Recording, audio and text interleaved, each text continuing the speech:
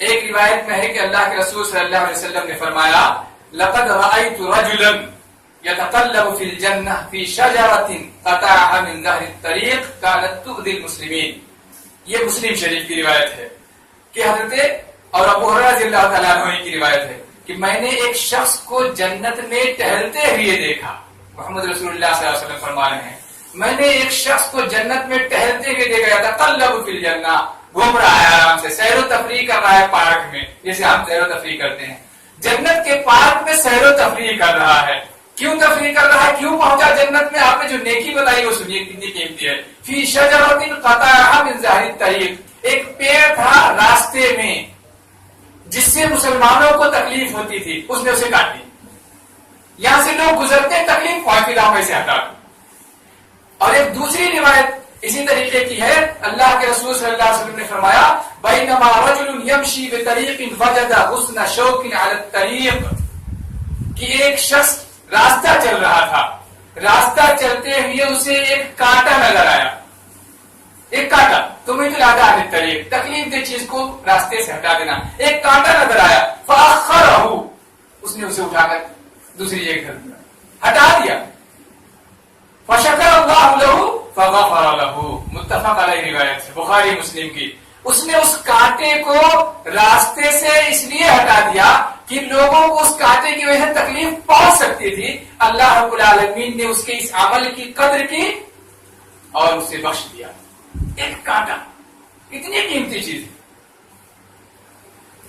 عام طور پر ہمارے ایک مزاج یہ بھی کہ بڑی نیکی کرے تو یہی نیکی، کوئی بڑی مسجد بنائے تو یہی جنت میں گھر بنا. یہ تصورات ہمارے غلط ہیں. ہر وقت نیکیوں میں میٹنا چاہیے، چھوٹی ہی کیوں نہ ہو وہ بھی نیکی. میں کانٹا ہٹانا کون سی بڑی نیکی ہے؟ چلتے ہوئے آپ نے پیر مار دیا تو کیوں ہٹ گیا، چلتے چلتے پیر مار دیا تو ہٹ گیا، سائڈ میں چلا گیا. لیکن ہم تو چلتے چلتے سائڈ میں پیر مارتے اور بیچ میں آ جاتا ہے. الٹا معاملہ ہے. گاڑی میں چلاتے ہیں تو اتنے ہارن بجاتے ہیں کہ چلنے والا بیچارہ پڑوس میں گھبرا جاتا ہے، کوئی مسئلہ تو نہیں پیش آیا. یا نوجوانوں کا جو معاملہ ہے آپ دیکھتے ہوں گے کہ وہ ایکسیلیٹر اتنا زور سے بڑھا دیتے ہیں کہ پڑوسی ایک دم اچانک چوک پہ اچھل جاتا ہے، کوئی مسئلہ خطرناک پیش آیا. اور سروے رپورٹ ہے انقلاب کی کہ سب سے زیادہ بائک میں ریسنگ کرنے والے اگر کوئی قوم ہے تو مسلم قوم، مسلم نوجوان. انقلاب کی سروے رپورٹ، اس نے پورے ممبئی کے جو بائک بیچنے والے جو دکانیں ہیں، شو رومس ہیں، وہاں سے اس نے رپورٹ نکالی کہ زیادہ سی سی کے بائک کون لوگ خریدتے ہیں. تو معلوم ہو کہ مسلم نوجوان خریدتے.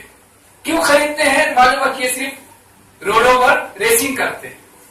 یہ ہماری قوم ہے، یہ ہماری قوم ہے جہاں یہ سکھایا جا رہا ہے کہ تم تکلیف دہ چیز کو راستے سے ہٹاؤ. تکلیف دہ چیز میں صرف کانٹا ہی تو ہے.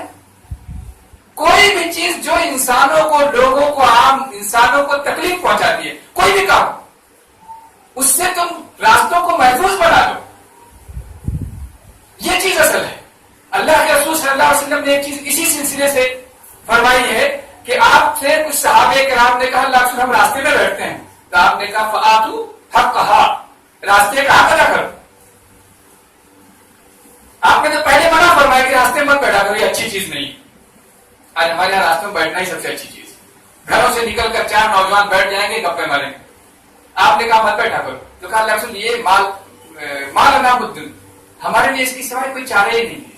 اتنی جگہ نہیں ہے گھروں میں کہ ہم بیٹھ سکیں، تو ہم چار دوست بیٹھ جاتے ہیں راستے میں. تو آپ نے فرمایا پھر اس کا حق ادا کرو. حق کیا ہے راستے کا؟ راستے کا حق کیا ہے؟ کسی کو ستانا نہیں. اگر کوئی بھولا بھٹکا ہے تو راستہ بتا دیں. ہمارے یہاں تو کوئی بھٹک گیا تو اس کو اتنا مذاق اڑائیں گے بیچارہ وہی پریشان ہو جائے. عجیب معاملہ ہے، بہت کم ہی نوجوانوں کا خصوصاً معاملہ ہے. اور آج تو اگر جانے بھی بولے اس سے پوچھ لیجیے، بھائی آگے والی دکان سے پوچھیے. آسانی سے ٹال دینے والا معاملہ ہے. ہمارا دین کہہ رہا ہے اس کا راستہ بتاؤ. اگر تمہیں علم ہے، نہیں علم ہے تو کم سے کم اس کی مدد کرو کہ چل کے خود چلے جاؤ. بھائی چلو بتا دیتا ہوں، فری بیٹھے ہیں تو آپ کے پاس وقت نہیں ہے تو آپ کو کوئی نہیں کہتا یا زبردستی کرو اپنے اوپر. فری بیٹھے ہیں تو کیا ضرورت، کیا آپ کو حرج ہو رہا ہے، کیا پریشانی ہو رہی ہے؟ اس کے ساتھ اٹھ گئے جو آپ کو پہچانتا میرا راستہ بتا کدھر ہے. اور اگر کسی کو جانتے اس راستے پہ جا رہا ہے تو بیٹھا کے چلا گیا تو کیا پریشانی. لیکن ہم ایسا نہیں کر رہے ہیں، جبکہ ہمیں ایسا کرنا چاہیے تھا. ہم اس نبی کے ماننے والے ہیں جو لوگوں کے بول اٹھایا کرتے